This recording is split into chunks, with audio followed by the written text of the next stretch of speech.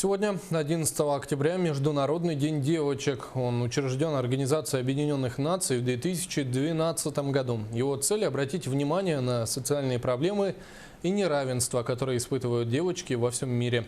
Отметим, что в Якутске прошло сразу несколько мероприятий, приуроченных к этому дню. Розалия Борисова продолжит.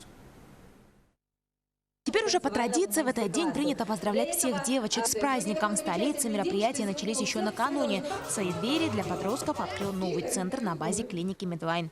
Каждую пятницу этот центр будет принимать только подростков, молодых людей, и в том числе девушек, то есть где будут работать и принимать квалифицированные наши врачи, детские неврологи, детские урологи, детские гинекологи. А уже сегодня прошла благотворительная акция в поддержку отцов-одиночек «Кукла в подарок».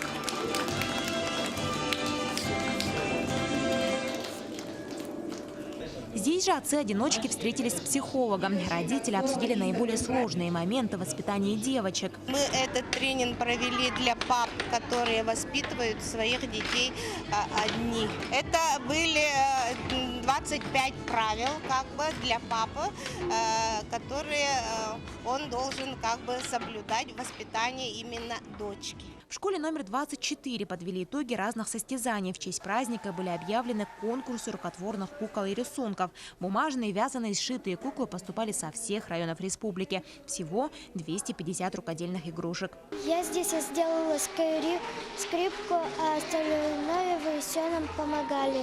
Мы сначала их обводили, а потом по 2 раза их склеивали. Я хочу сделать такую же работу, вязание крючком. Образовательное учреждение также стало дискуссионной площадкой для обсуждения образа современной девочки. В средней школе номер 24 сегодня собрались учащиеся из разных школ республики, чтобы отметить праздник и поздравить друг друга. Розалия Борисова, Юрий Филиппов, Гаврил Дичков, НМК Саха, Якутск.